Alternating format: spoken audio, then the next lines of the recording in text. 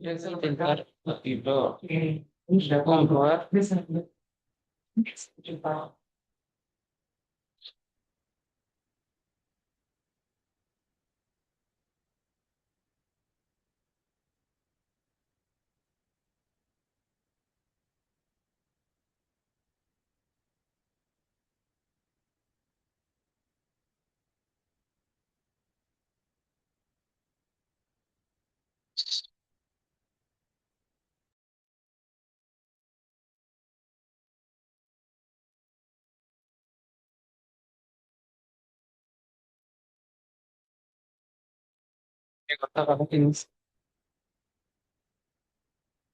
Recording in progress.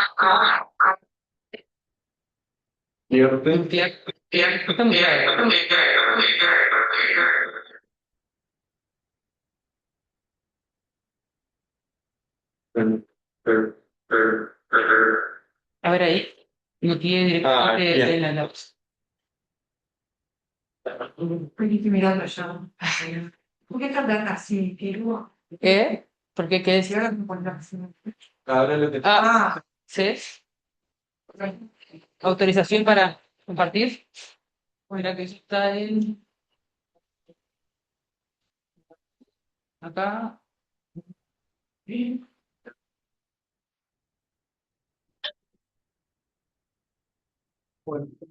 También. ¿Vos me gusta? Ahí está la invitación para compartir o no? ¿De dónde está? Sí, yo estaría viéndote.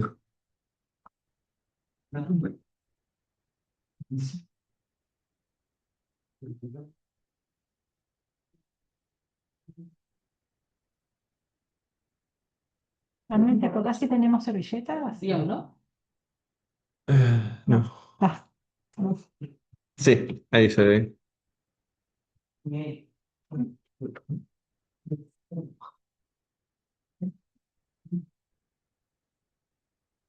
Por ahí me gusta.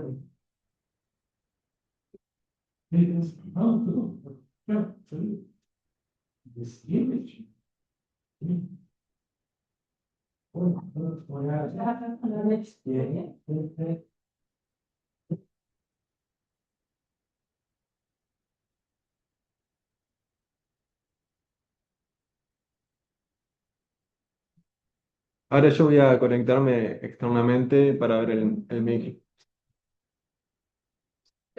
Sí.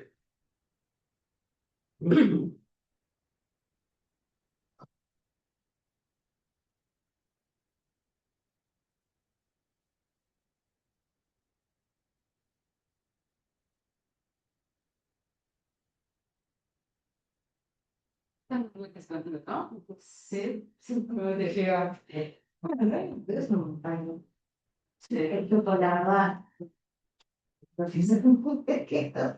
Nada, mira. No, la medicina agotada es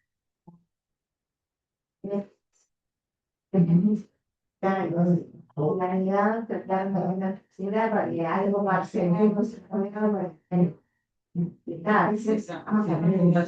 como que nada, qué cosas están así, todos los días, además de todas las cosas que vienen está haciendo, solo está cada cosa para tratar de innovar, es como nada funciona solo, o sea, tanta de algo, te olvides una semana, volvés y estás exactamente en el lugar. Es como una cosa que aparte, eso es lo que hago. Y sí, o sea, recuperas el territorio de que mucho desgaste, si antes ni siquiera tuviéramos cerrado, bueno, la vida llega, ¿no? O sea, hay muchas cosas que ya incluso en el mercado de 100 años estamos tratando de lograr que las cosas lleguen, va a llegar con un desgaste mejor que sí, claro, y pero para mí lo que no, sí, yo qué sé, yo lo veo con tan autónomo, o sea, sí, ambientales, como cuando sí, bastante bajo,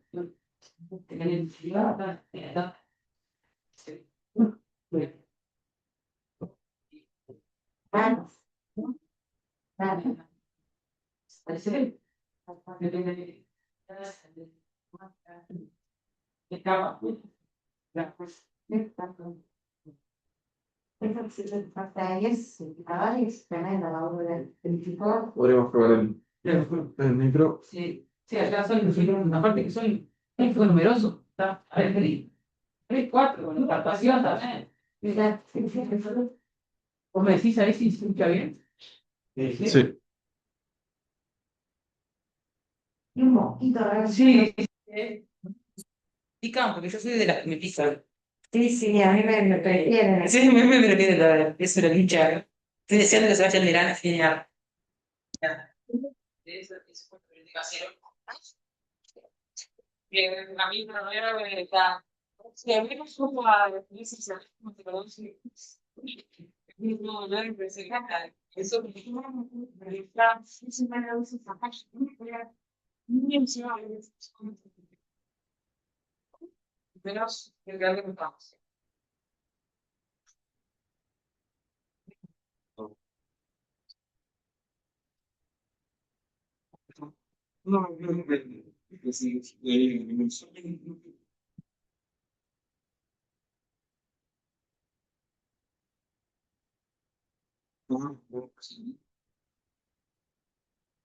¿qué tal?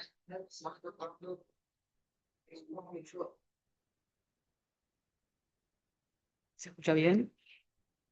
Sí. ¿Sí? Perfecto. Sí.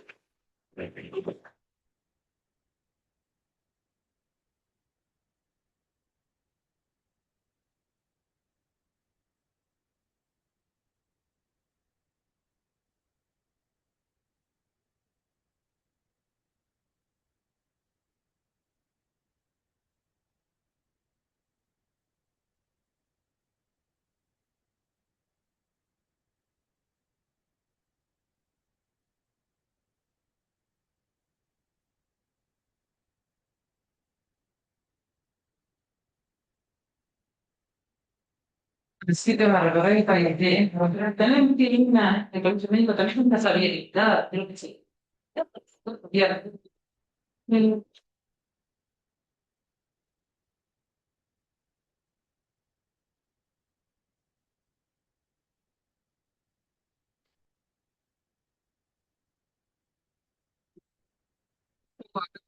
Ya. Bueno, la primera vez que con esta actividad que hay en colectividad, de escuela, semana. Y una charla ahí que tampoco va a perder eso.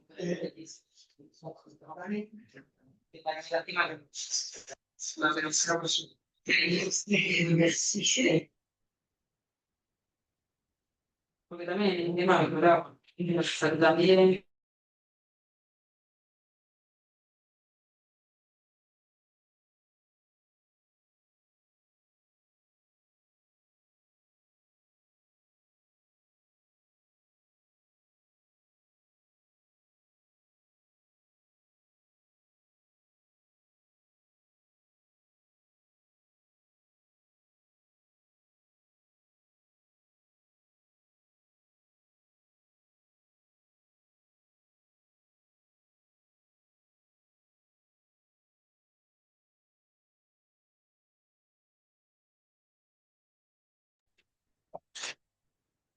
también Martín, ¿cómo estás? ¿Todo bien? Bien.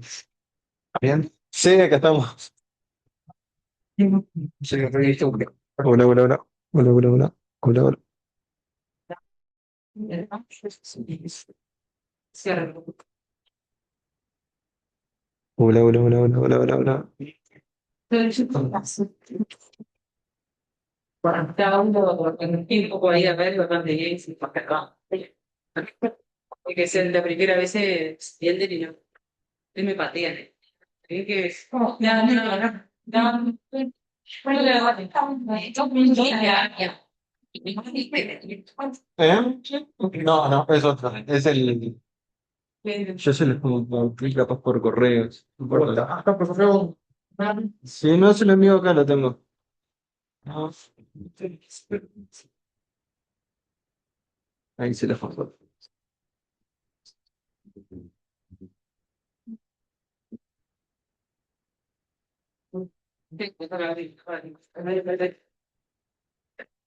Una tolerancia sobre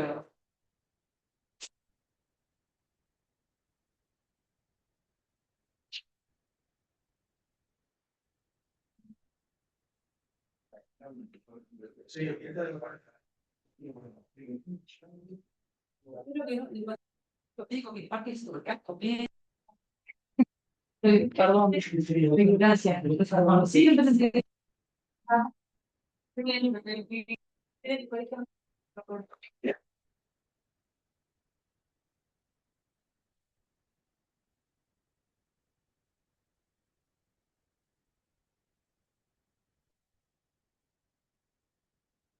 explicar, ensamblar, utilizamos la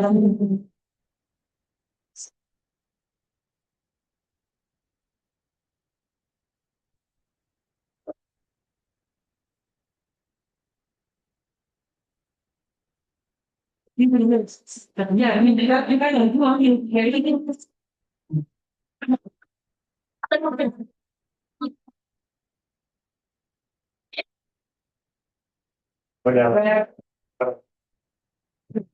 Hola.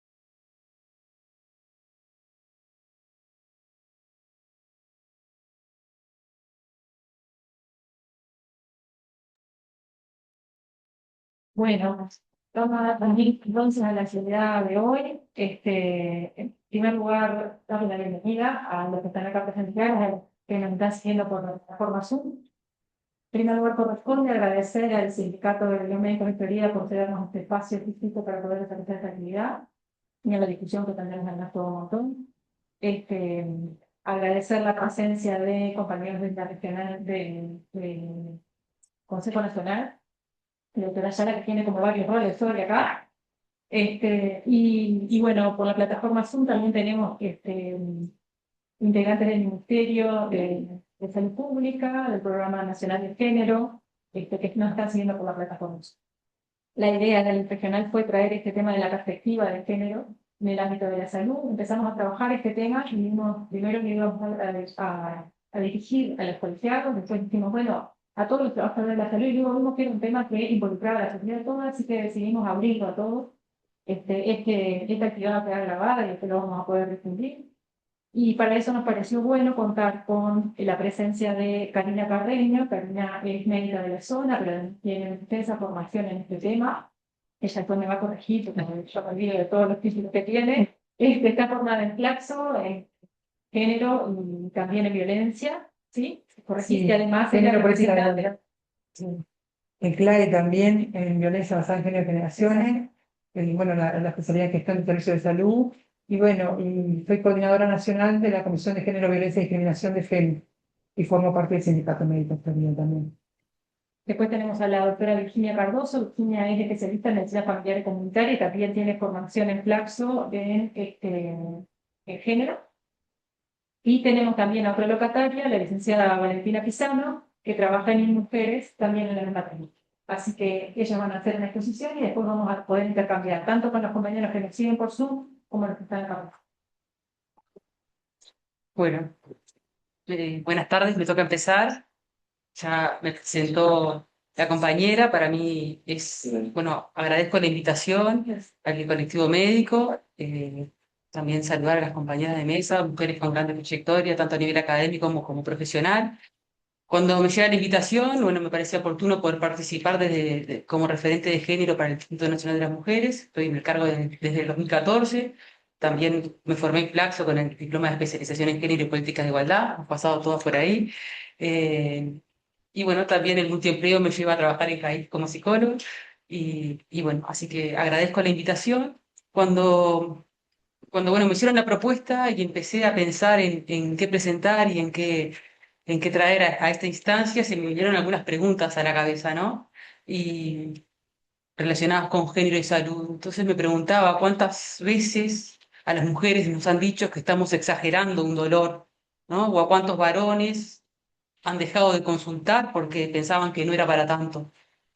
Cuántas de estas decisiones también han impactado en un diagnóstico tardío, en un tratamiento postergado o en una enfermedad que pudo haber sido prevenida?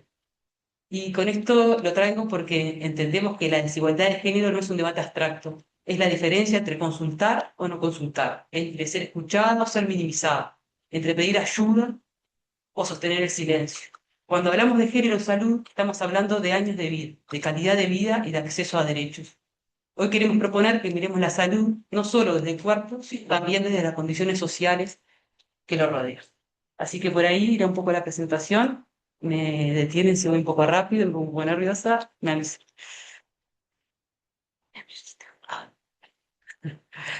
Bueno, el género como determinante social de la salud. La salud no depende exclusivamente de factores biológicos. Las condiciones sociales, económicas y culturales en las que viven las personas influyen significativamente en su bienestar, en la aparición de enfermedades y en el acceso a los servicios de salud. Dentro de estos determinantes sociales del género, de estos determinantes sociales, el género constituye un factor relevante. Pero ¿de qué hablamos cuando hablamos de género? El género refiere a las construcciones sociales que asignan roles, expectativas y relaciones de poder entre varones y mujeres en una sociedad determinada y en una cultura determinada. Y esto vale la aclaración porque no es lo mismo ser mujer en Uruguay en los años 20 que en los años 2000, o ser una mujer de Medio Oriente que del Caribe, de Latinoamérica o del centro de Europa, ¿no? Estas construcciones influyen en los comportamientos relacionados con la salud, en la exposición a determinados riesgos en el acceso a recursos y también en la experiencia que tienen las personas al acceder al sistema sanitario y, sin duda, los resultados vinculados a la salud. Algunas brechas estructurales que impactan en la salud y que parecía relevante poder traerlas hoy acá. Las, como decimos ahí en la diapo, las desigualdades no empiezan en el consultorio, pero sí llegan a él. Y hoy queremos hacer hincapié en algunas desigualdades, la desigualdad económica de género.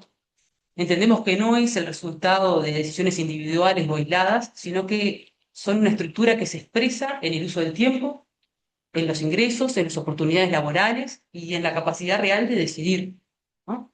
Y acá vamos a tocar un tema que está estudiado en Uruguay. Tenemos dos encuestas del uso del tiempo, una del 2019 y una del 2022. La realidad es que no ha cambiado los números de forma significativa, pero que nos permiten medir cuál es la realidad de las mujeres y de las personas de Uruguay y cómo destinan y usan su tiempo. Y acá el dato más relevante es que en Uruguay las mujeres trabajan más horas en total, pero dedican una porción significativamente mayor que los hombres al trabajo no remunerado. ¿Ah? En promedio, las mujeres dedicamos 34 horas semanales más a tareas, 34 horas semanales, perdón, a tareas domésticas y de cuidado, cuando los hombres dedican 20. O sea, 14 horas más a la semana vinculadas a tareas domésticas y de cuidado. O sea, 2/3 del tiempo que dedicamos las mujeres al trabajo remunerado y no remunerado, 2/3 del tiempo es trabajo no remunerado.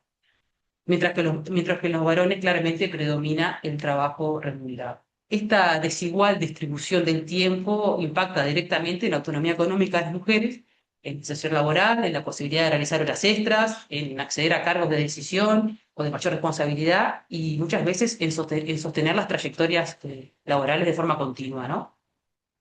También tiene consecuencias a nivel sanitario. Las mujeres tienen menos tiempo para sí mismas, esto muchas veces impacta en el acceso a determinadas consultas, hay un mayor estrés crónico, la carga mental de los cuidados y las tareas domésticas está comprobado que genera un peso y una carga mental que está estudiada y es significativa, y también trastornos musculoesqueléticos y un impacto claramente en la salud mental. Después tenemos la brecha salarial y un término que en Uruguay, lamentablemente, un concepto que también está desarrollado que se llama la penalización de la maternidad. Pero bueno, vamos con la brecha salarial. Las desigualdades en el uso del tiempo, obviamente, está relacionado con la brecha económica. ¿Por qué? Porque en Uruguay el promedio en mujeres perciben un 22% menos de ingresos que los varones. O sea, por cada 100 pesos que recibe un varón, una mujer recibe 78 pesos.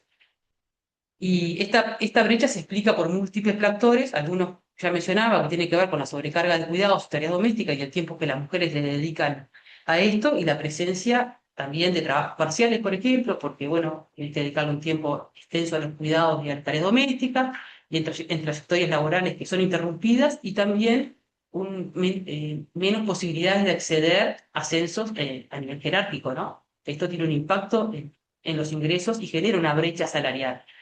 Y después un término que suena fuerte, que es la penalización de la maternidad. Y realmente este dato a mí me impacta porque dice que en nuestro país las mujeres 10 años después de haber sido madre ganan un promedio de 40% menos que aquellas que no lo fueron.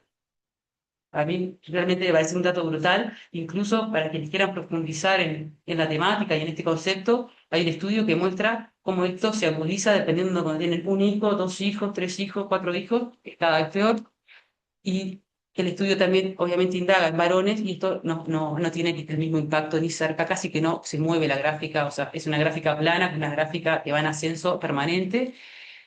Y bueno, sin duda, la pobreza en Uruguay tiene cara de mujer, los hogares monoparentales tienen rostro de mujer, y bueno, eso pero también tiene un impacto a nivel sanitario porque tienen dificultades para pagar los transportes o los tickets, para llegar a las consultas, los tickets del sistema sanitario. Hay muchas veces postergación de controles preventivos o consultas tardías, y también una mayor exposición a situaciones de violencia sin posibilidad muchas veces de salud.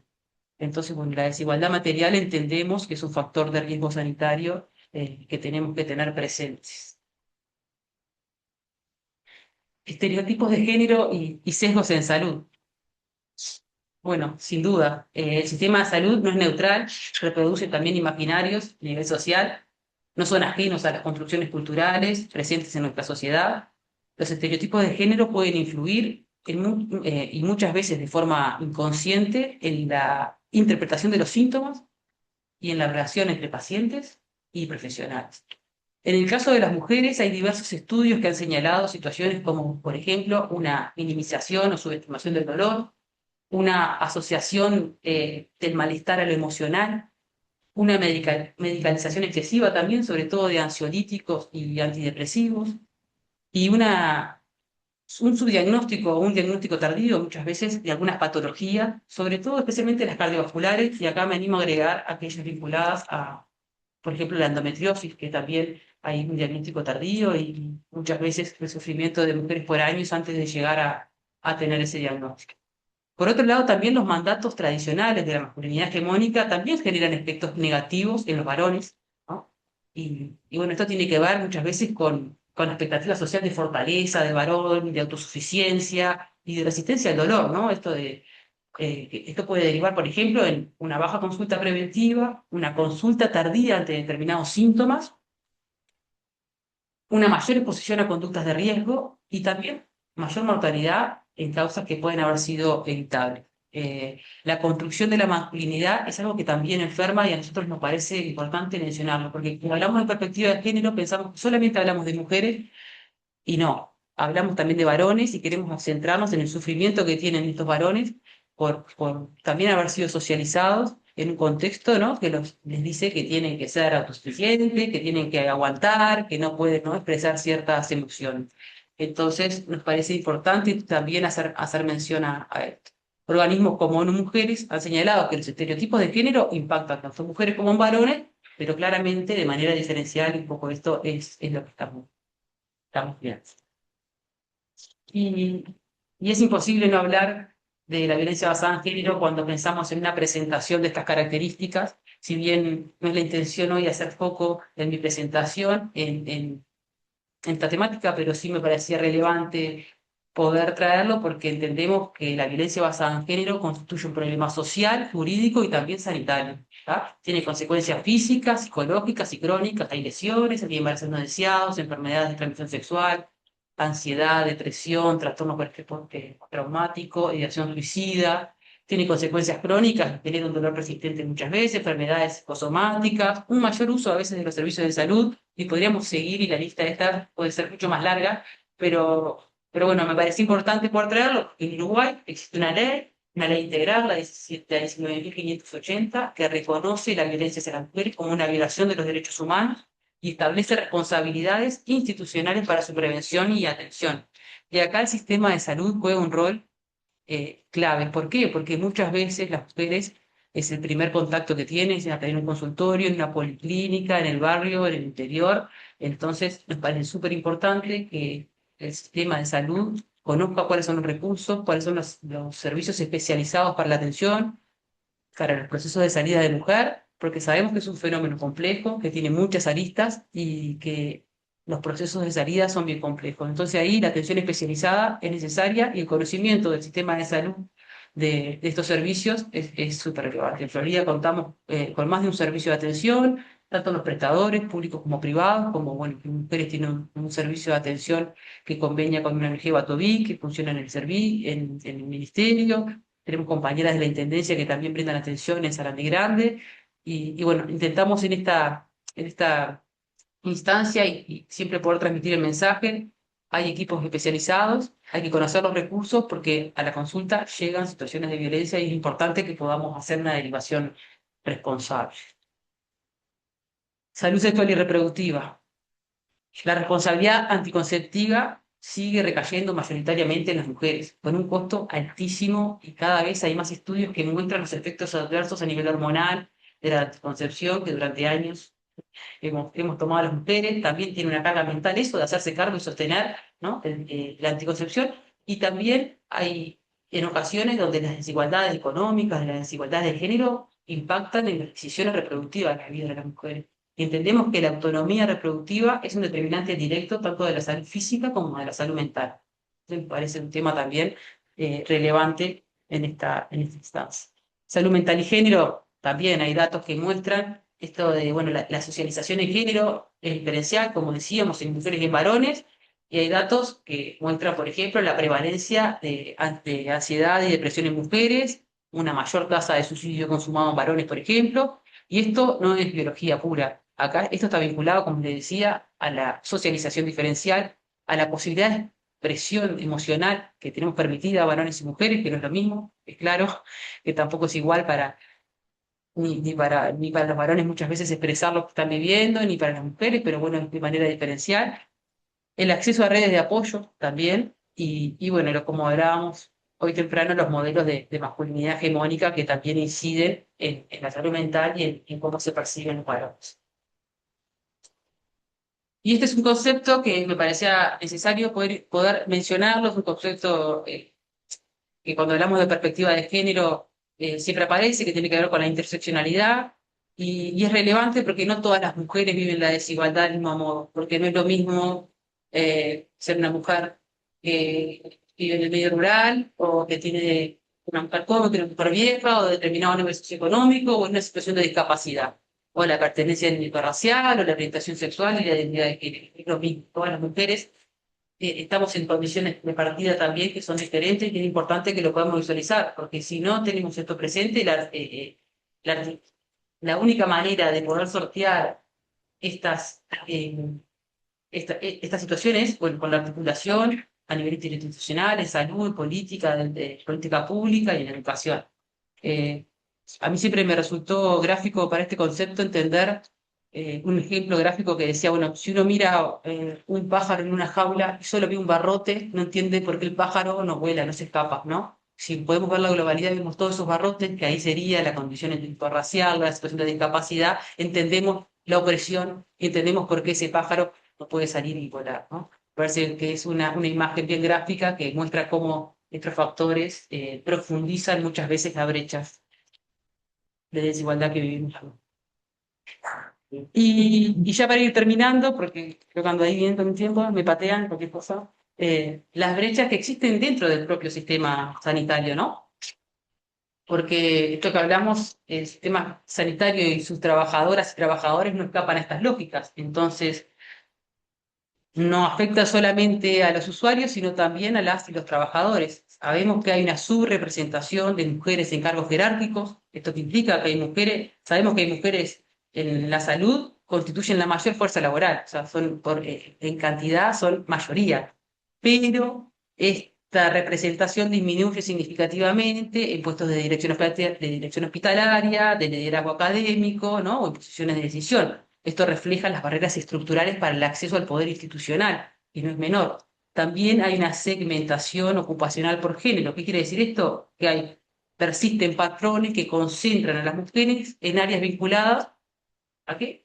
Al cuidado, ¿no? Enfermería, trabajo social, y a los varones en especialidades médicas, siempre mejor remuneradas o con mayor prestigio también, ¿no? Y esto reproduce también desigualdades dentro del propio sistema laboral.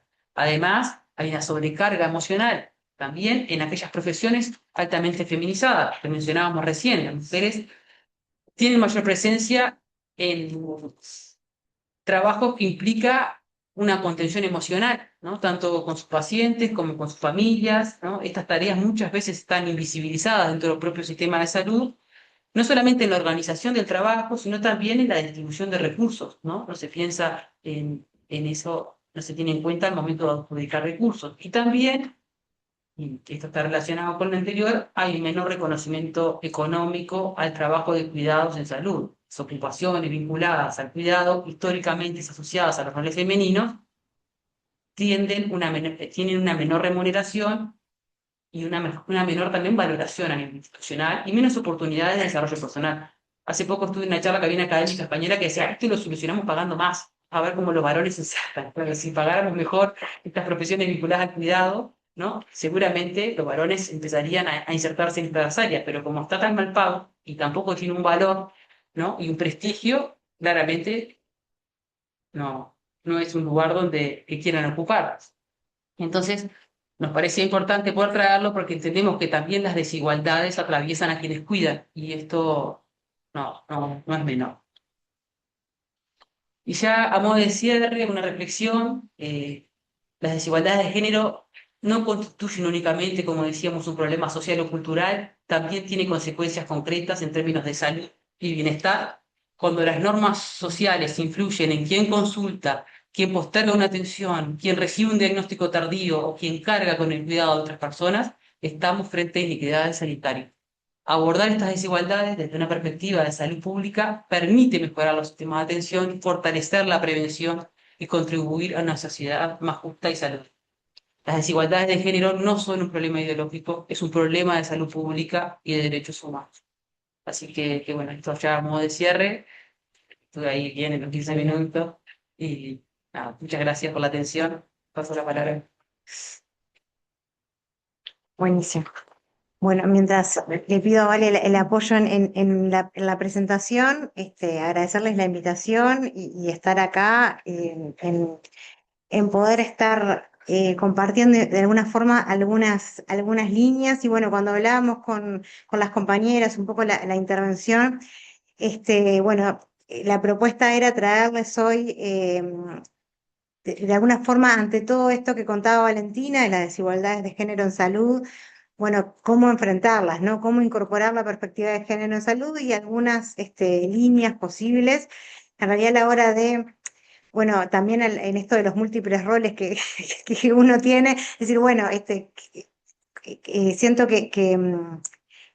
como agradezco mucho la atención, la invitación también como colegiada también, por un lado, y también me parecía que estaba bueno traer el desarrollo académico que venimos haciendo desde Flaxo Uruguay, que desde hace 2 años tenemos una línea dentro de la formación en género especializada en salud, en género y salud, y donde, bueno, vienen empezando, ahora este año van a empezar a salir las primeras tesis de maestría vinculadas a temas de género y salud, y empezar a investigar y formarse en estos temas es sumamente importante. Nos falta mucha investigación con perspectiva de género en temas de salud y bueno, y apostar a seguir fortaleciendo la formación de los equipos en estos temas nos parece algo también importante en Flax Uruguay. Yo vengo coordinando esa línea de trabajo ahí y me parecía que estaba bueno también compartir un poco parte de la propuesta que venimos, teórica, que venimos ofreciendo en ese recorrido académico, bastante nuevo de alguna forma, y que nos cuesta mucho que los médicos y médicas se entren también a formarse en estos temas.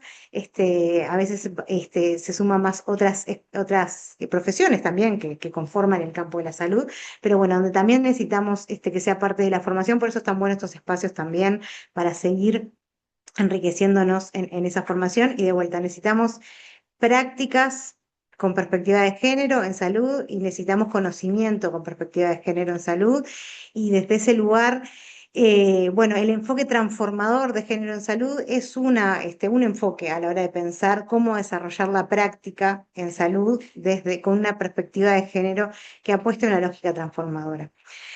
En ese sentido, bueno, obviamente Uruguay no parte de cero, ¿no? Uno puede decir que venimos construyendo en temas de género y salud, porque ni que hablar que el país tiene una línea construida y desde hace muchos años viene teniendo avances, retrocesos y avances en torno a cómo incorporar la perspectiva de género en salud.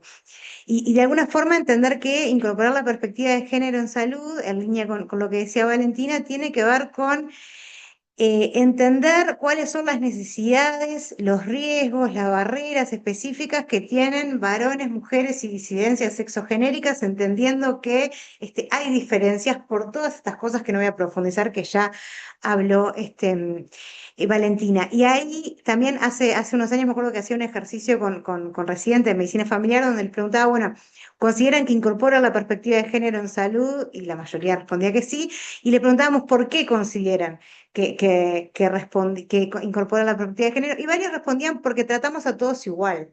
Pero justamente tratar a todos igual cuando están en distintas situaciones de desventaja para su acceso al derecho a la salud, no necesariamente aporta a generar iguales de resultados en torno al ejercicio del derecho a la salud, que eso no estamos diciendo que las personas somos idénticas ni en nuestra biología, ni en nuestra socialización, sino que tenemos igual derecho al ejercicio de la salud, a gozar de nuestra salud. Y cómo, entonces, muchas veces las acciones tienen que ser diferenciados y los esfuerzos tienen que ser diferenciados para poder lograr ese igual ejercicio de la salud. Y como muy bien decía Valentina, no habla solamente de enfocarse en las mujeres, sino que también la socialización de género, las relaciones de poder, etcétera, generan daños a la salud de los varones y ni que hablar de las disidencias sexogenéricas, ¿no? Entonces, en ese lugar nos parece importante pararnos desde ese enfoque. ¿Qué viene transitando? Y no voy a profundizar en eso,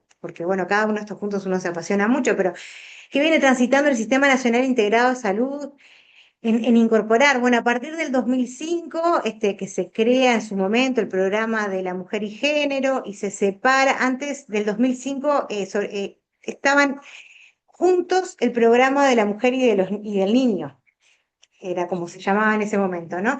El separar en programas diferenciados implica romper con el modelo materno-infantil. Y a mí me importa mucho esto, porque el modelo materno-infantil implica muchas veces invisibilizar las necesidades en salud de esa mujer por poner el centro en el rol de esa mujer como vía para la salud de los niños y niñas o vía para la salud, no medio para la salud del resto, ¿no? Entonces, que eso es algo que hacemos mucho en la salud, ¿no? Centrarnos en las mujeres, no poniendo foco en su propia salud, sino apoyándonos en los cuidados que esa mujer brinda para lograr resultados en salud en el resto de la familia, ¿no? Y nos pasa muchas veces en la consulta, ¿cuántas veces he escuchado colegas que para indicar una alimentación adecuada a un varón le dice la próxima venga con su mujer que le explico a ella? No, mi vida, o sea, en realidad no, reforzamos la salud, reforzamos las responsabilidades de esa mujer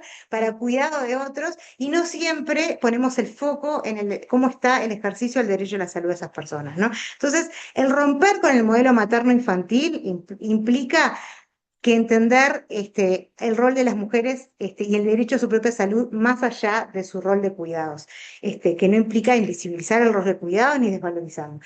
Y por otro lado, entonces, desde ese lugar se empiezan a desarrollar distintas políticas, no es que empezaran necesariamente ahí, pero se empiezan a tomar más fuerza a partir de esa creación.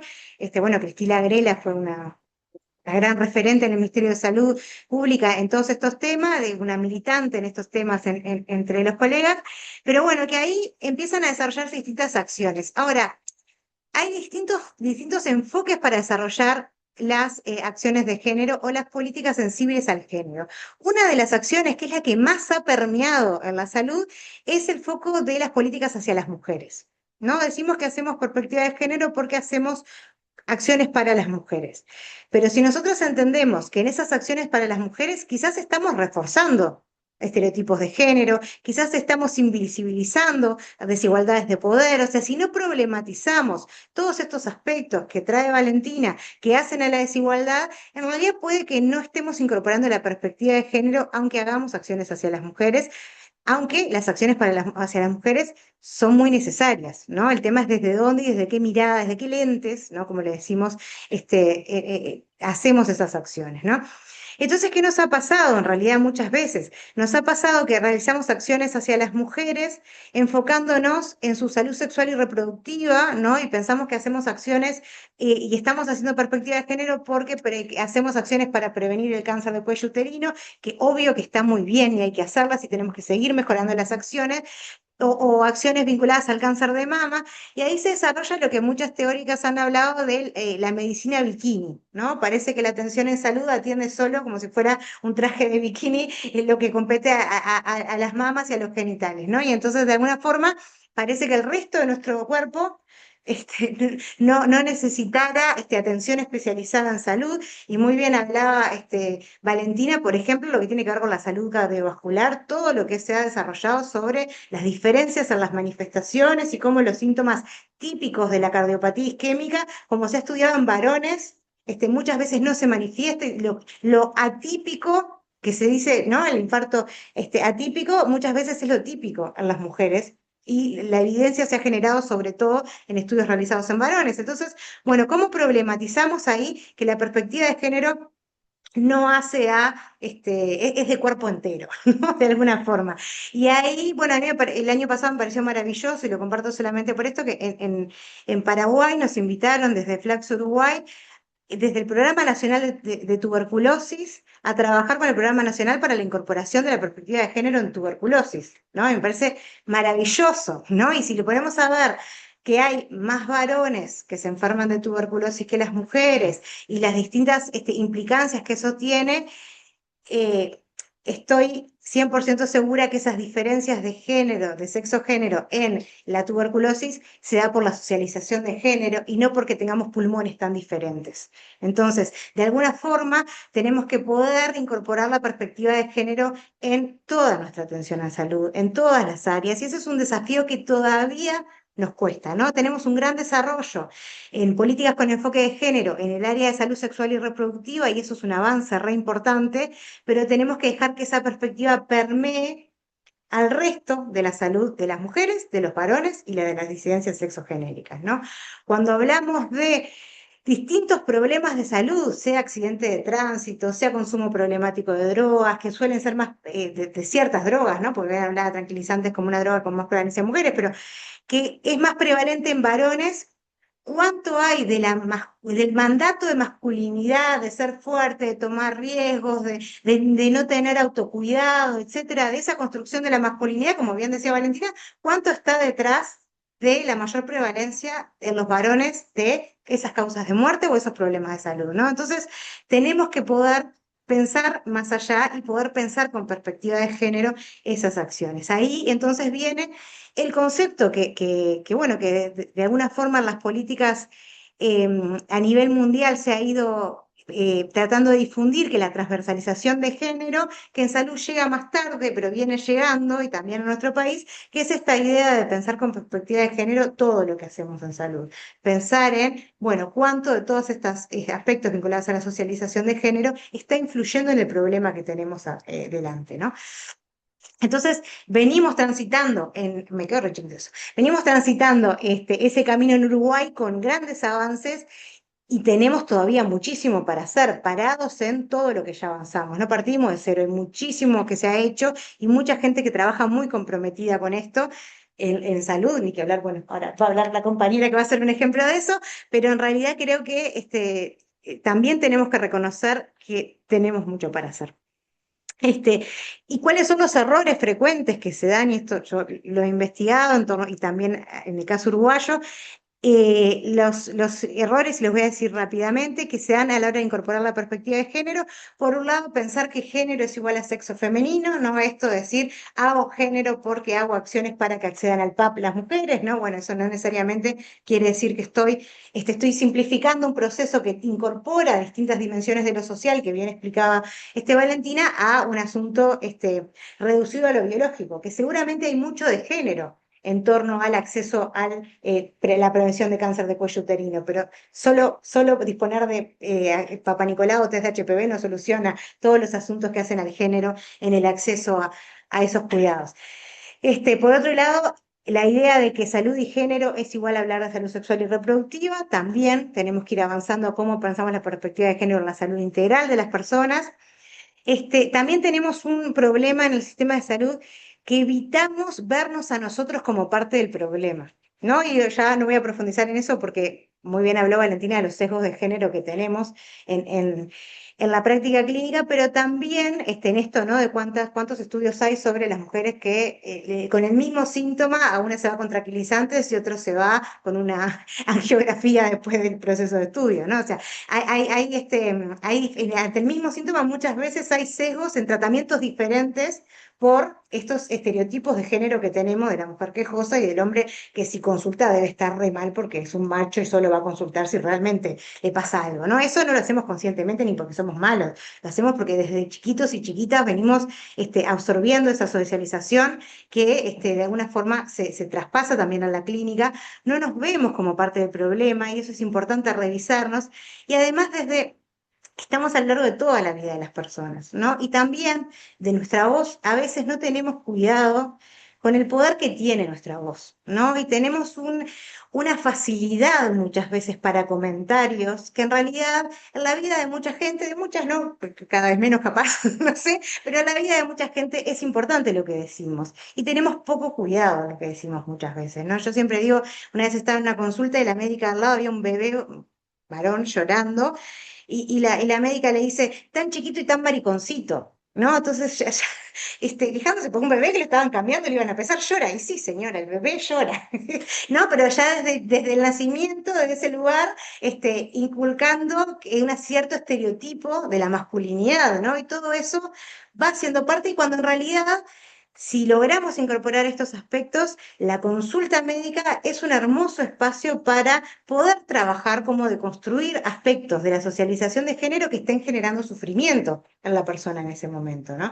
Ni que hablar en el caso del bebé poder trabajar, ¿no? Ya el concepto de masculinidad de otra forma, pero por ejemplo la corresponsabilidad de los cuidados, ¿no? Desde el momento de la consulta, quién cambia los pañales, quién no lo hace, quién se levanta de noche, quién no, poder poner a conversación y generar un espacio. Yo sé que los minutos que tenemos en la consulta nunca nos da, pero bueno, también cuando logramos una continuidad con las personas en la atención, logramos generar momentos para cuando vemos que algo de esos roles está generando sufrimiento, poder ponerlo en palabras y poder permitir la posibilidad de que se genere otro arreglo posible, ¿no? O por lo menos explicitar que no es lo único posible, esa forma de arreglo que puede estar generando sufrimiento, ¿no? Por ejemplo, la distribución de los cuidados cuando nace un bebé, que ni que hablar que es enorme. Em, y bueno, entonces ya hablábamos de igualar y de políticas de género con políticas de las mujeres, no voy a profundizar en eso porque ya habló Valentina y yo sobre esto que es un modelo para entender cómo funciona el género como determinante social de la salud, no voy a profundizar porque Valentina habló muy bien, hay que hablar cómo el género se vincula con otros factores como los ingresos laborales, como distintas estratificaciones sociales, ¿no? Vinculados al género, ya lo explicó muy bien Valentina, también como los valores, normas, costumbres y comportamientos permitidos o no, según sexo género, también influyen en los riesgos que asumimos, ¿no? Y en cómo nos cuidamos o no nos cuidamos, lo habló muy bien Valentina, y cómo eso nos expone de forma diferencial en los problemas de salud y también los sesgos en la salud, en cómo investigamos en salud y generamos conocimiento y cómo ejercemos la práctica médica, que también, por suerte, Valentina profundizó en eso, pero sí que eso trae como consecuencias entonces los resultados sanitarios desiguales y con consecuencias económicas y sociales para las personas. Este es un modelo posible que simplemente lo que quiero decir es que cuando entendemos todo eso, hay algunas preguntas que nosotros podemos empezar a hacernos sobre las cosas que hacemos con perspectiva de género en salud. Ahora les voy a mostrar dos herramientas a la hora de pensar esto que pueden servir o no para profundizar después si a alguien le interesa, pero cómo queremos incorporar en perspectiva de género y qué enfoque de género tenemos a la hora de lo que hacemos, ¿no?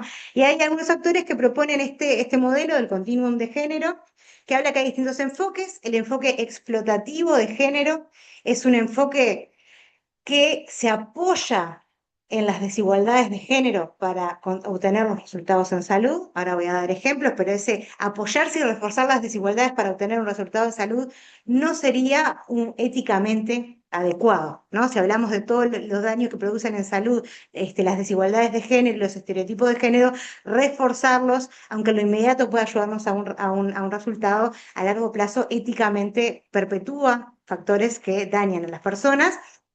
El acomodativo trata de acomodar las situaciones para que impacten menos las desigualdades de género y el transformativo es un enfoque que trata de tener en cuenta nuestras acciones, cómo modifican las relaciones desiguales de poder, las relaciones desiguales de género. Voy a poner ejemplos porque esto parece muy abstracto, pero después es súper cotidiano. Implica preguntarnos en lo que hacemos, dónde nos estamos parando en este continuum, ¿no? Que vieron que es una flecha, no son cajones estancos, sino que estamos todo el tiempo oscilando y hay momentos que quizás necesitemos más una cosa y otra, pero tratando de ver que reforzar las desigualdades de género no es éticamente aceptable. ¿Cuál es el ejemplo explotativo, por ejemplo, que puede ser muy típico para ir a cosas muy cotidianas en salud? Es reforzar la idea, por ejemplo, de que las mujeres, por ejemplo, no tienen tiempo para los cuidados, están sobrecargadas, y reforzar la idea es que como ella es la cuidadora principal, se tiene que cuidar para cuidar a otros, ¿no? Y reforzar esa imagen de que es su rol es tan importante de cuidados que necesita entonces hacer acciones para cuidarse para otros, no porque ella tenga derecho a la salud, no porque ella tenga derecho a una vida plena, sino porque necesita estar bien para cuidar a otros, ¿no? Ese es un enfoque a la hora de pensar en las acciones que éticamente no es admisible, reforzar las desigualdades de género, reforzar los roles que pueden estar generando sufrimiento, como el problema de que los cuidados no le estén permitiendo acceder a la consulta en salud, ¿no? por ejemplo, acceder a un Papá Nicolau. Dijimos, no es solo tener el Papá Nicolau o no tener el Papá Nicolau disponible o el test de HPV. ¿Qué hago para lograr mejor alcance para llegar con un test de HPV o un Papá Nicolau? Bueno, esto podría ser una cosa, exigirle a la persona la culpa de que es cuidadora, entonces mirá si se enferma y todavía encima sus hijos se quedan sin más y todo ese, reforzar todo ese, bueno, eso es un enfoque posible. Hay otro enfoque posible, hay muchos. Voy a poner ejemplos concretos, pero podrían haber millones. Otro ejemplo es el acomodativo, el tratar de mitigar esas desigualdades. ¿Cuál podría ser? Bueno, en realidad, nosotros en la Intendencia de Montevideo, donde yo estaba trabajando en el periodo pasado, lo que hicimos es, en los horarios donde había más consultas de mujeres, hicimos, y de salud sexual y reproductiva en general, oferta de servicios de salud sexual y reproductiva, pusimos en 5 policlínicas como una experiencia piloto espacios de cuidado.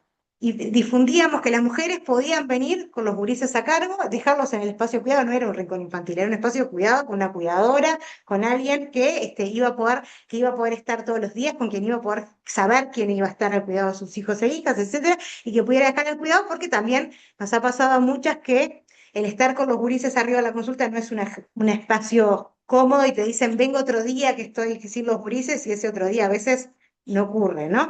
Entonces, el poder tener los espacios de cuidado nos permitía tratar de ayudar a sortear esa barrera de los cuidados, diciendo, bueno, si la barrera es tener gurises chicos a cargo, acá podés dejar a los gurises cuidados en un espacio adecuado para ellos, para eso.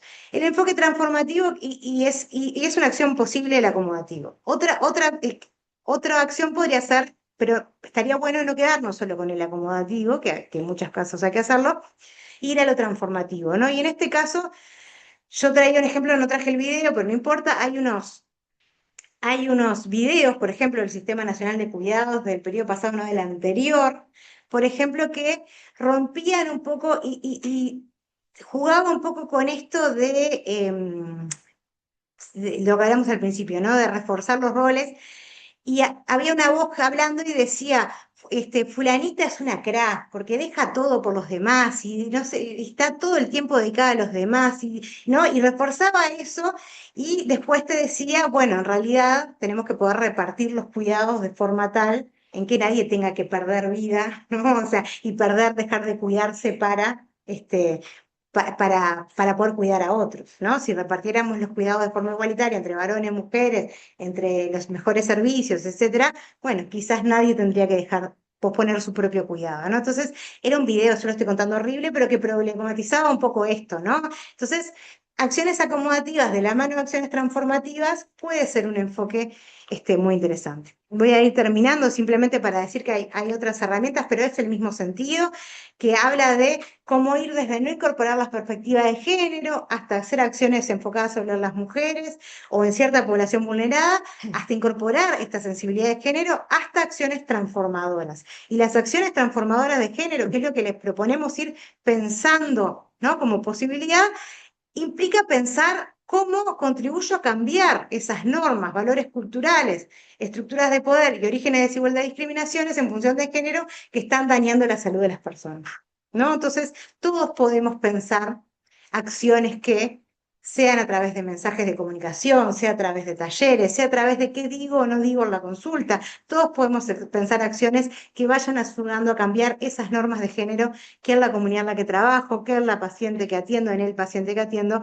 están generando sufrimiento o están generando daño a la salud.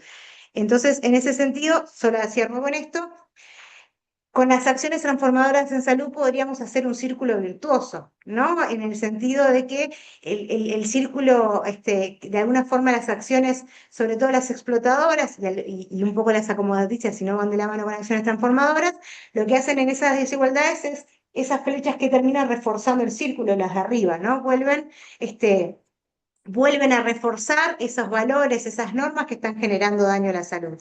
Con las acciones transformadoras, que tratamos de pensar cómo actuamos también sobre las normas de género y sobre los estereotipos que generan daño, cómo puedo yo generar mayor equidad de género en salud y de alguna forma transformar esos determinantes, esos factores de género que eran los que estaban de fondo en la causa de ese problema de salud, ¿no? Por ejemplo, el ejemplo típico de si hay, los varones tienen que ser fuertes, arriesgados, termina ahí estar poco pendiente de su cuidado.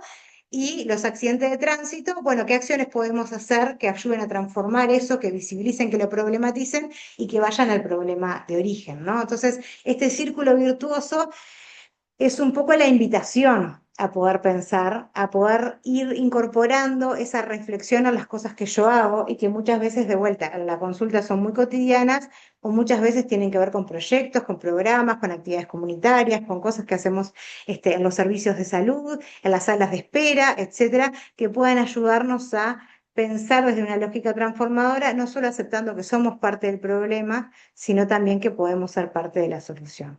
Y esa es un poco la invitación. Muchas gracias.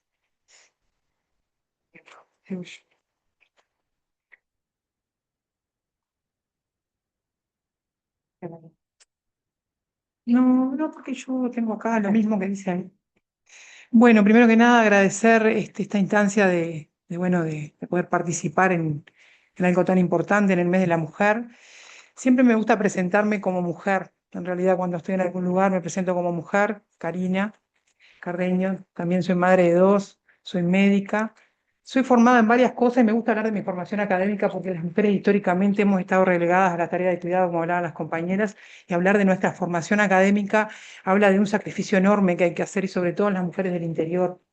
Yo he trabajado en los medios rurales y en la ruralidad todo se vive distinto que en la capital. Es un poco más arduo. Y bueno, hace unos años me tocó empezar a transitar el tema del sindicato, gracias a Daniela Ayala, que me visualizó como potencial, y empecé a transitar el sindicato médico, llegué a la FEMI, y ahí llego a la Comisión de Género, Violencia y Discriminación, y ahí, bueno, empezamos a trabajar con un grupo de compañeras y compañeros en diferentes temáticas que tienen que ver con género, violencia y discriminación en el ámbito laboral. Las compañeras se refirieron a todo lo que se refiere en salud, y yo voy a centrar mi presentación el día de hoy en un estudio que hicimos, un sondeo sobre violencia y acoso laboral en el 2022. Se hizo a nivel de la comisión. ¿Tá? Siempre que hacemos un estudio o hacemos algo, lo hacemos para algo, no lo hacemos porque sí. Bueno, la idea de nosotros era trabajar en esto y empezar a trabajar en las diferentes cosas que se iban desprendiendo del estudio y en eso estamos. Cuesta un montón hablar de género, hablar de violencia y hablar de discriminación. Y sobre todo en el ámbito laboral, ¿tá? Sobre todo en las mujeres que formamos parte. Si bien es un estudio que va dirigido a médicos y médicas y en el sector privado, yo creo que los equipos son fundamentales, hablar de los equipos de salud, los equipos que están sumergidos en el interior, que hace un rato nos preguntaban los periodistas, bueno, cómo se vive el interior, y bueno, es difícil. Yo que he trabajado en los medios rurales con enfermería, sobre todo el rol de enfermería, cómo es, tienen multiempleo y además de eso tienen múltiples roles, que es importante también abordar y pensar en eso, ¿no? Yo siempre hablo de democratizar la información que tenemos, que la gran mayoría no conoce las leyes, no conoce las políticas públicas, no conoce lo que es la violencia y el acoso laboral, no saben, lo están viviendo a diario entre los micromachismos, las cosas que suceden a diario, como lo decía la doctora también, y nadie se da cuenta. Yo creo que estas instancias llegan a que la gente empiece a repensar la vida desde otro lugar. Bueno, ante todo esto, FEMI, bueno, empezamos a hacer un acercamiento inicial a la prevalencia de estas problemáticas desde el colectivo, ¿verdad?, médico, que trabaja los que trabajan en el ámbito público y privado, porque también trabajan en lo público.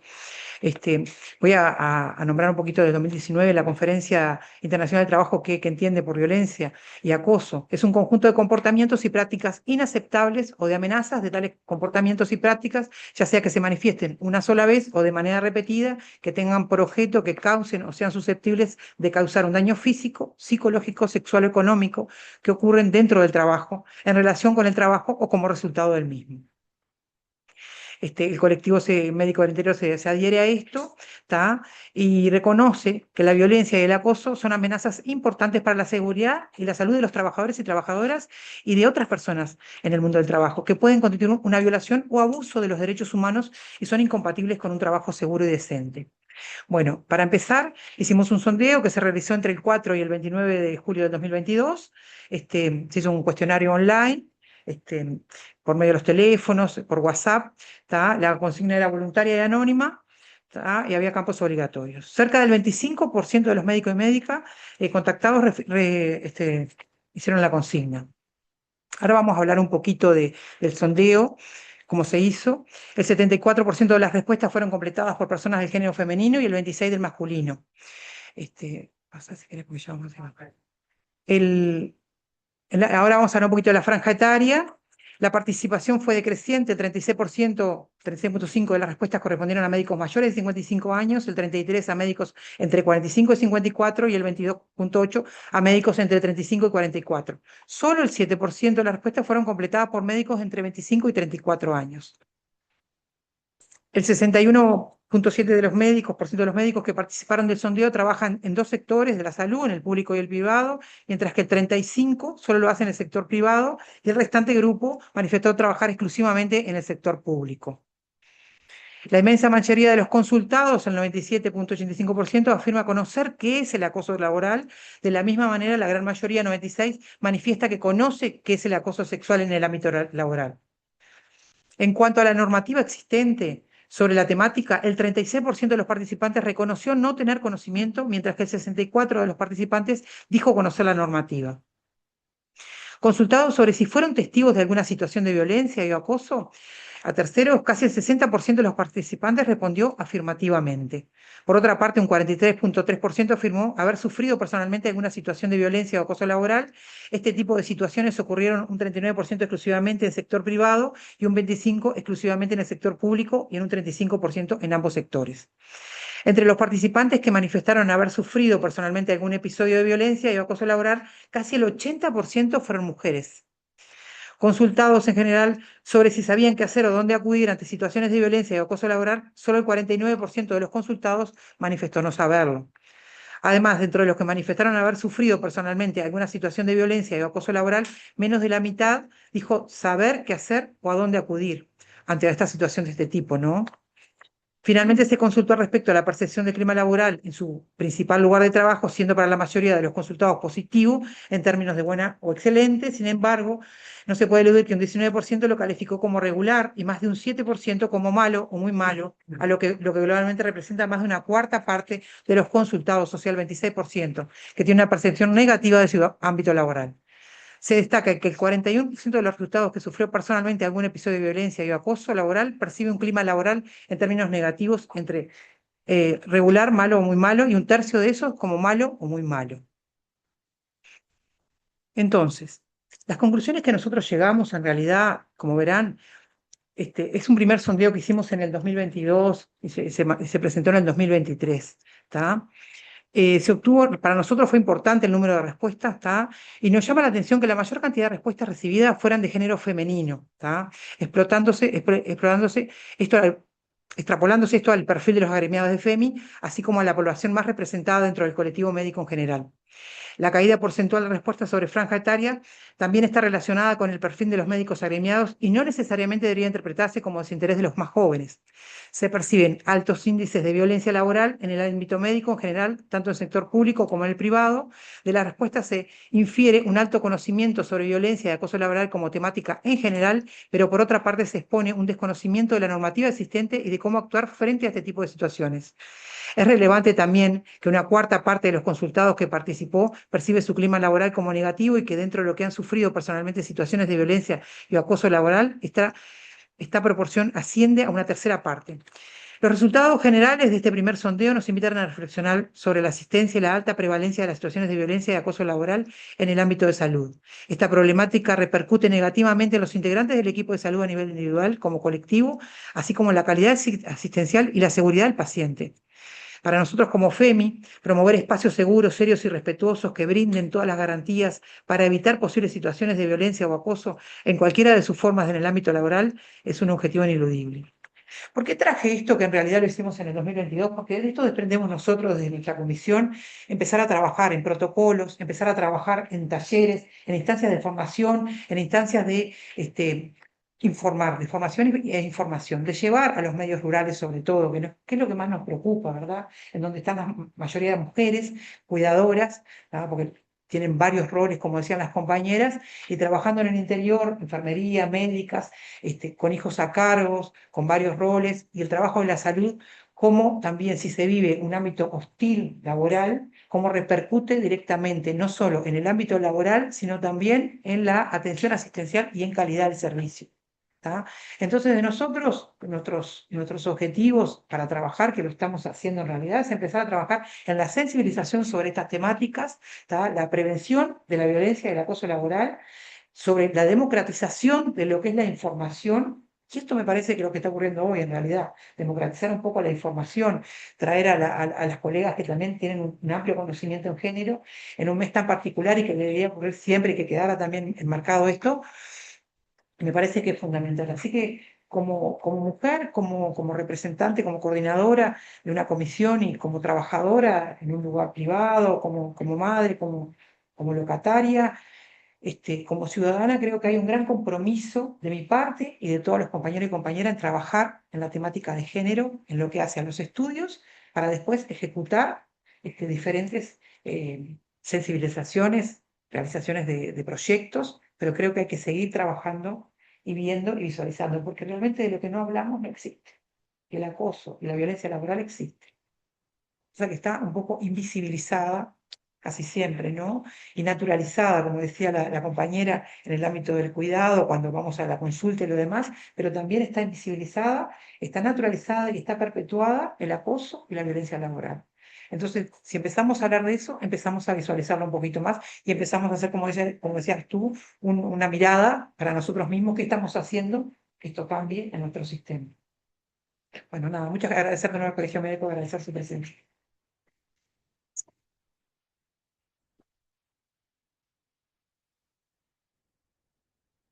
Muchas gracias. Hay una parte de preguntas ahora. Puede participar, sí.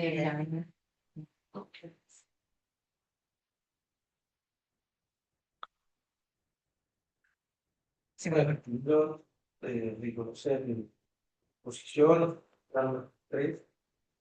Es un tema que más allá de marzo y mes de mujeres, es un tema que transversaliza las políticas de salud y más allá de eso.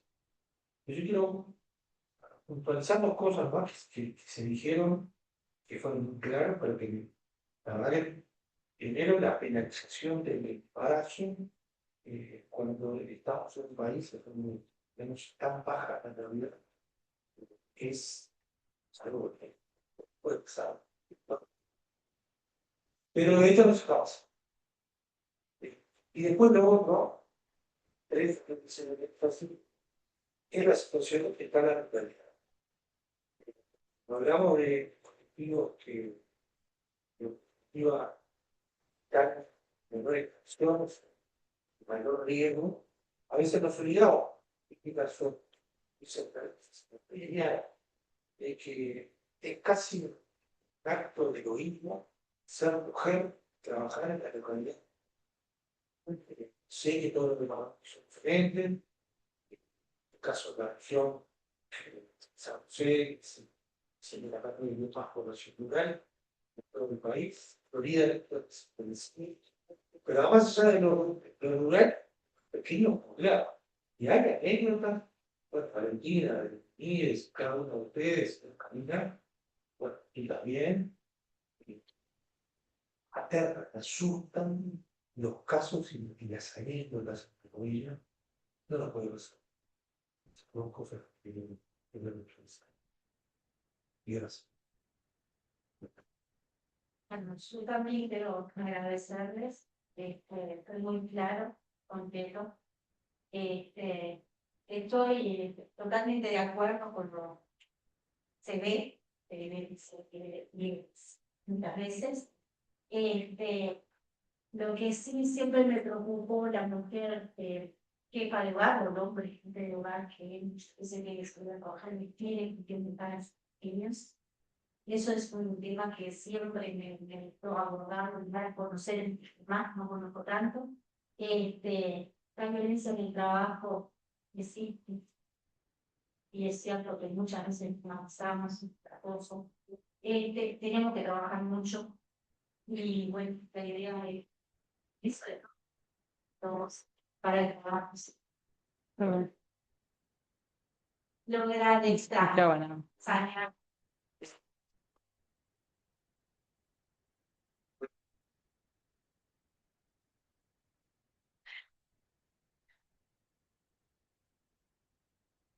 Sí, la tengo por aquí. Y ahí la responsabilidad de las personas y también del Estado, ¿no? Con un sistema de cuidado que es vital también para poder sostener estas situaciones y ahí la responsabilidad no solamente tiene que recaer en las familias, sino también en un Estado presente que dé una respuesta acorde y bueno, yo creo que dimos un paso importante, ¿no? Como país cuando se establece el Sistema Nacional de Cuidados, pero creo que el camino que queda por recorrer y sobre todo esto de poder universalizar, ¿no? Porque nos quedamos también con ciertas franjas etarias y no se pudo ampliar y creo que eso es una respuesta súper necesaria y bueno, y que va a tener consecuencia en la vida de las mujeres y de las familias y de los niños y de las personas que, no solamente niños y niñas, sino de las personas que necesitan del cuidado, que todos nosotros en nuestro ciclo de vida vamos a necesitar de los cuidados, ¿no? Y ahí un estado presente que tenga el derecho el cuidado como un derecho es vital. A mí me gusta, primero quiero agradecer al Sindicato México de Prioridades y a todos los propietarios que nos recibieron y que por eso mismo, porque vemos como esa necesidad de acercarnos a los lugares que más se necesitan, porque hoy con la virtualidad se podía hacer una cosa por YouTube y todo le llega, pero me parece que es importante vernos las caras. No es lo mismo si yo estoy en una pantalla donde veo muchas caras y vengo y hablo con Karina y veo las expresiones, le pones la cara cuando hablo con el pueblo, es distinto, y nos hace bien a todos. Este, eh, Se perpetúa tanto porque yo además soy docente de facultad de medicina y cuando facultad de medicina forma muchas carreras, yo participo en la de grado. No hablamos, pasan cosas complejas. Que son un poco inaccesibles y parecen caricaturas, pero paja. Hay como un hashtag que me lo dijeron en la enfermedad. Las cosas uno las ve y parece que asustan, pero pasan todos los días y no nos damos cuenta. Y nos pasa cuando estamos convencidos y convencidas que no tiene que pasar. Yo siempre traigo una anécdota. He tenido la suerte de estar con Cristina Grela, me enseñó que la hipertensión no era igual en las mujeres que en los hombres, no lo podía creer, porque su vida estaba, era bueno, y después he tenido suerte de estar cerca de gente que sabe mucho y uno va aprendiendo. Y estaba un día en una guardia de Panelón, me llama por una mujer que yo conocía hacía 20 años. Ansiedad, depresión, no tenía patología de universidad. Era un médico extranjero que estaba en una móvil en un pueblo de Zara. Y me dice, sí, mira, es una mujer, 50 años, dolor en el pecho, le hizo un electro, dio normal, pero está con el dolor en el pecho. No tenemos es socia de una motorista en este video, son las italianas que me actualicen un traslado. La mujer estaba en la sala operatoria del marido, el marido se había muerto ese día por un siniestro de trabajo. La conozco de toda la vida. Pero ahí me empezó que era mujer, porque yo después pensé mucho, si hubiera sido al revés, entonces si el marido con 50 años le digo, bueno, dudé como unos segundos, después dije, pero yo no la estoy viendo. Hay un colega, no confiar, no va a hacer nada de confiar en nada. Y al otro día la mujer falleció y wow. Eso me hizo pensar mucho, que cada vez que pienso esto, pienso en esa situación, que para mí era tan clara, que yo me jugó en contra que yo la conocía de toda la vida, que eso era la longitudinalidad, nos ayuda muchísimo, pero bueno, pero me jugó en contra que era mujer y que su marido se enfermó en un siniestro de tránsito, una cosa inesperada, estaba en la sala operatoria. ¿Qué va a tener sin una crisis de ansiedad? Bueno, es como algo extremo, pero pasa. Eso es como algo extremo, pero pasa todos los días y porque tampoco hacen eso. Entonces, me parece que lo primero es como reconocer todas las debilidades que tenemos y que ciertas pequeñas cosas ya hablan de nuestra noche. Tenemos que estar atravesados. ¿Cuántas veces no pasa nada? Está diciendo un piropo, no importa. Pero eso a la larga es como que uno nota después, pero hay que estar como sensible frente a esto, si no, pasa desapercibido. No sabía. Disculpa. Sí, sí. Sí, Victoria Benítez. Ahora. Hola, bueno, hola a todos, felicitar a la mesa. Bueno, gracias, Vale, por aceptar la invitación de Valeria y un beso grande a Valeria Blanco, una gran amiga. Yo creo que estos temas tendrían que estar mucho más seguido puestos en la mesa de nuestros trabajos y en algunas comisiones formadas, que no sé si las hay, hace 22 años que trabajo y no sé si hay una comisión de género donde trabajo. Eh, y segundo, que creo que los problemas de las mujeres son los problemas realmente que están articulados con los problemas del mundo, ¿no? Las reivindicaciones feministas no son contra los hombres, sino que son para ayudar a una sociedad a transformar. Capaz que la visibilizamos más las mujeres, porque las que tenemos más problemas en esta sociedad de hace muchísimos años son las mujeres, ¿no?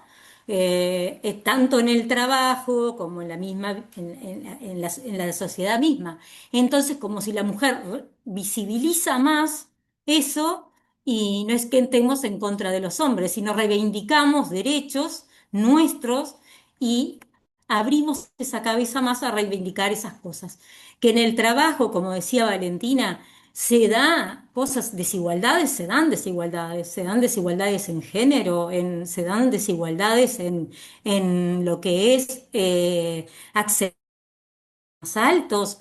eh, es así, es una realidad. Lamentablemente somos hoy muy pocos a todos los que trabajamos, o sea, cómo también, qué interés hay en estas cosas o cómo seguimos permitiendo por miedo o por montones de cosas a derechos que tenemos adquiridos y que sabemos que están mal, pero que seguimos formando parte de eso, o seguimos siendo cómplices de eso.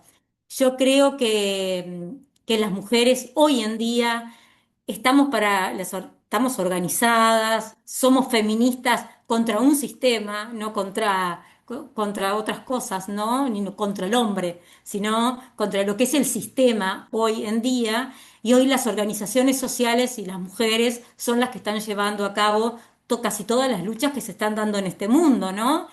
Y a veces hablar como mujer o plantear algo o reivindicar algo es mal visto dentro de una sociedad. Y es mal visto porque o sos la loca, o sos la del problema, o tenés ansiedad, o tenés esto.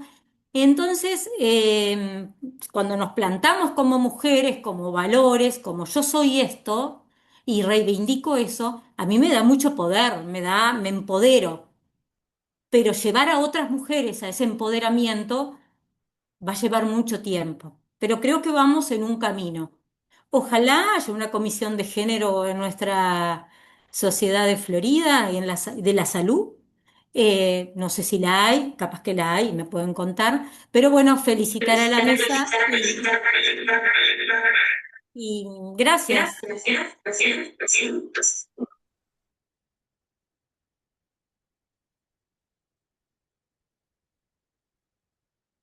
Y era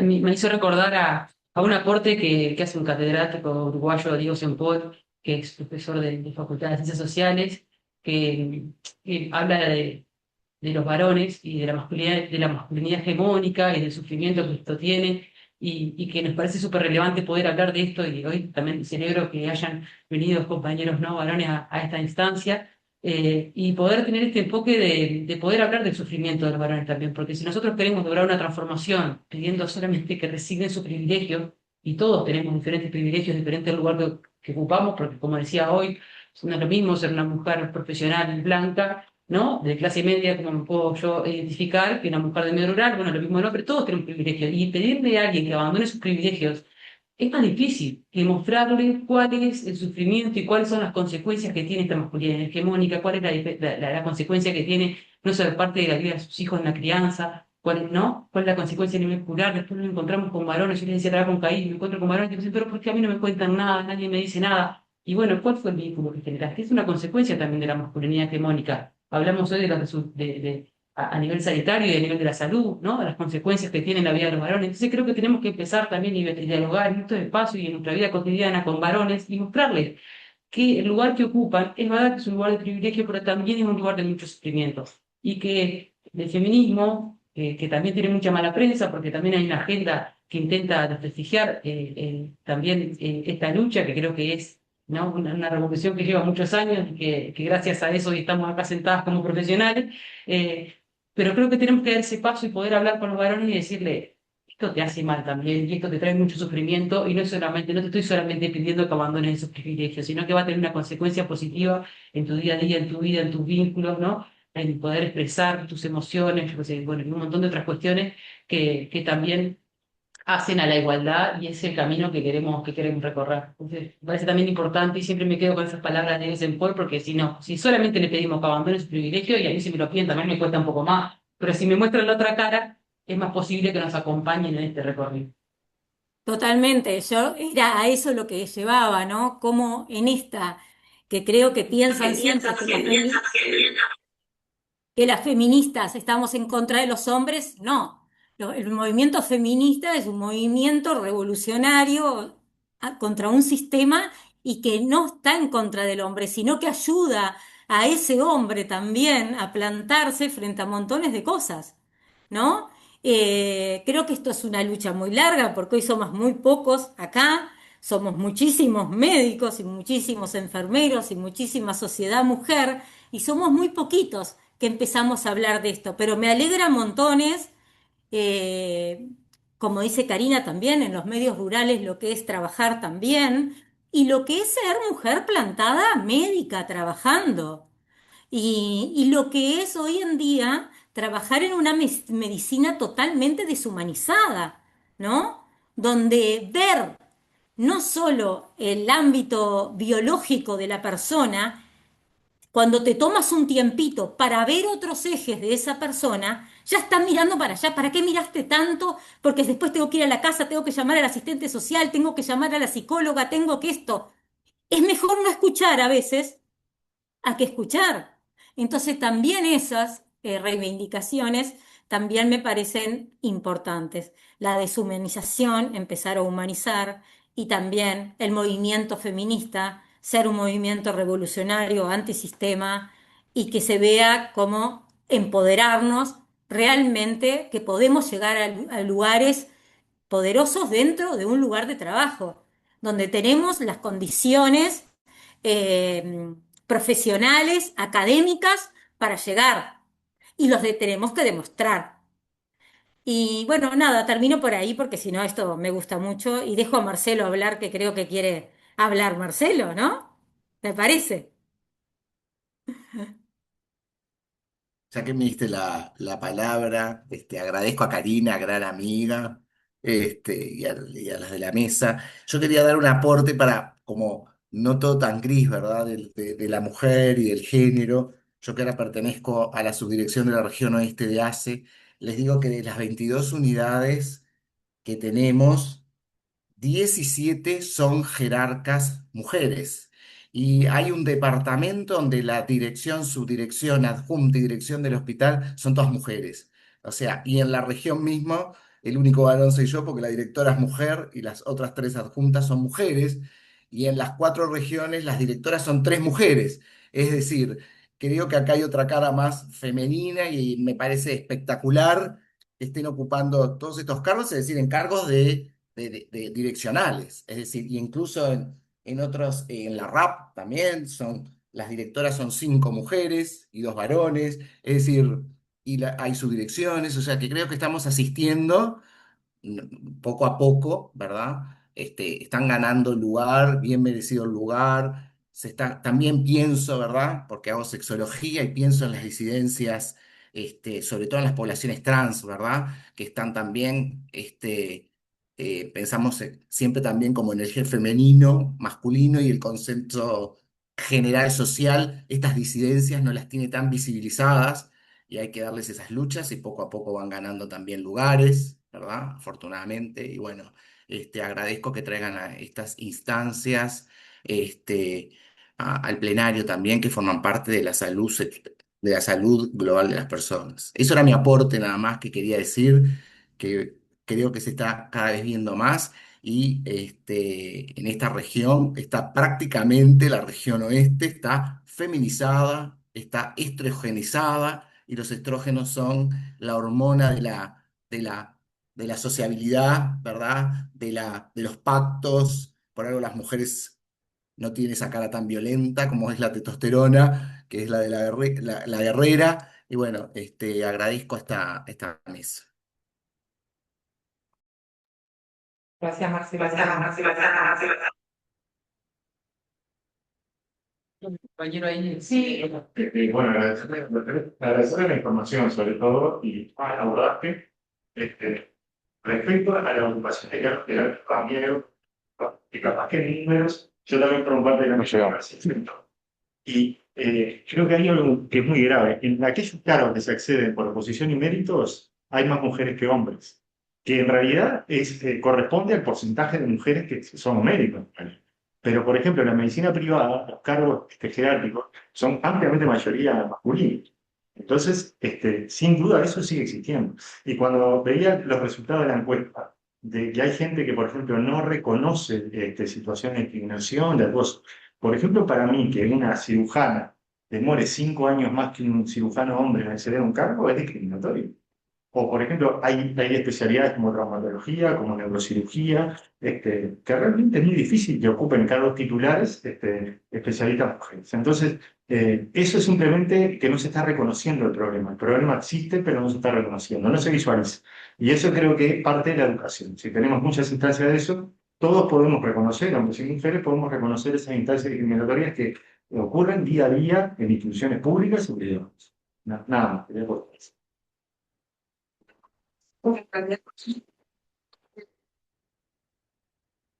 yo no, para hacer estas instancias como es de investigación, yo las pongo problematizar para la mesa y buscar soluciones. Parece fundamental.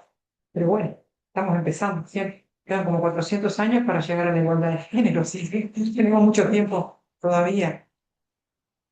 Y Ana, yo una cosita que quiero decir porque me quedó resonando en varias de las intervenciones y algo decía, perdón porque eso es uno de los puntos delirantes en los temas que yo estudio, es que muchas veces tendemos a entender la biología y estudiamos los temas como la biología como separada de la socialización, y en realidad la socialización y los aspectos biológicos se relacionan todo el tiempo, ¿no? Que hablaba, bueno, el infarto agudo del miocardio o la hipertensión.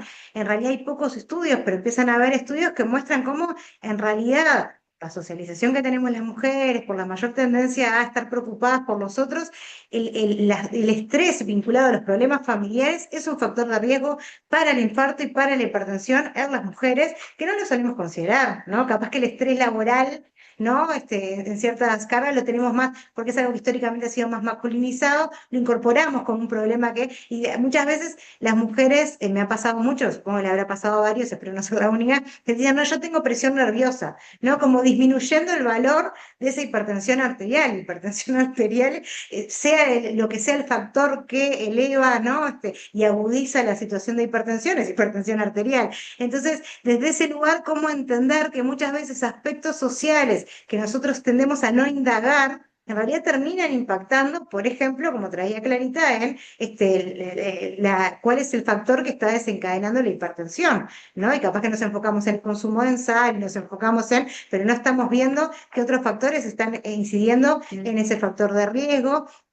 O el estrés, como bien trajo el ejemplo, o el estrés agudo, como la muerte de alguien, también como un factor desencadenante, ¿no? Pero quizás nos enseñaron a buscar si el invierno y si el frío desencadenó el infarto de agudo de miocardio, que está muy bien, no estoy diciendo que esté mal, pero hay otros factores que hacen a desencadenante que no nos enseñan en la formación a buscarlos, ¿no? O a estar atentos y que tener perspectiva de género nos ayuda a incorporar esas búsquedas, también a entender a esa hipertensión en el contexto de qué está descompensando ese factor de riesgo, esa patología.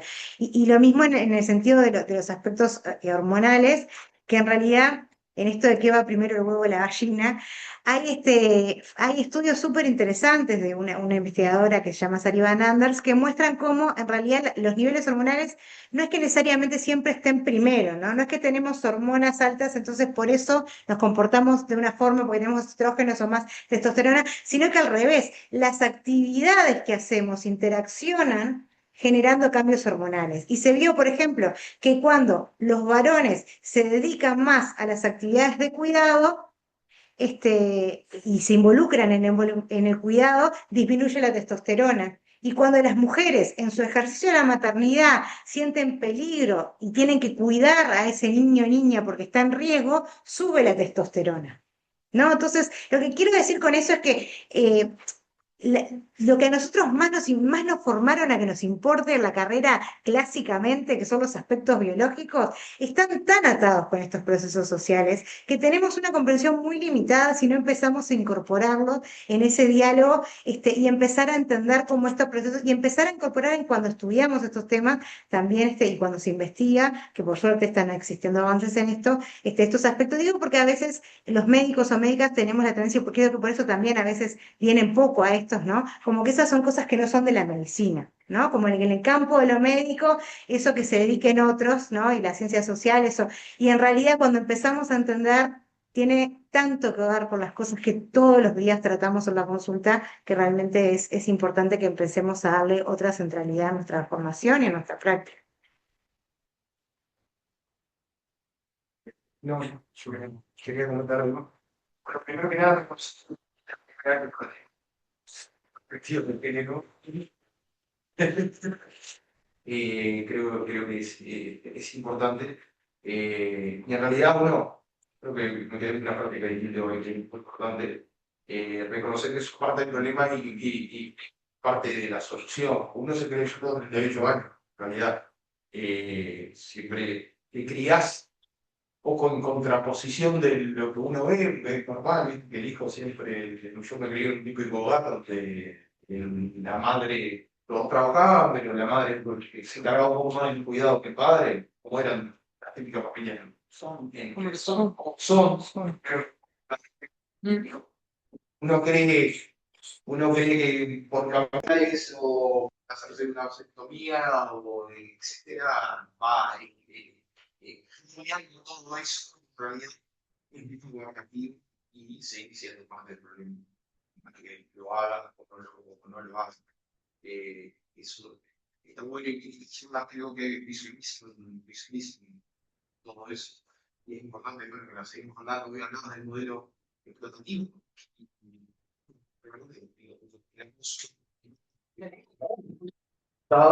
Y nunca había visualizado realmente lo que dijiste, y por eso la importancia de esta charla es poder visualizarlo, en decir, no, sí, tienes que estar bien, porque a veces también uno como médico busca donde puede animar un poco hasta que llegue la consulta de psiquiatra que la va a tener dentro de 3 meses. Entonces, o con psicólogo que la va a tener en un mes y medio, porque todos sabemos lo que es el sistema de salud y las debilidades que hay.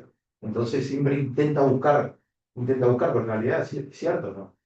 No es ético, ¿no? No estás fomentando el mismo cuidado de esa persona del resto cuando en realidad lo tiene que hacer por ella misma y por su propia salud.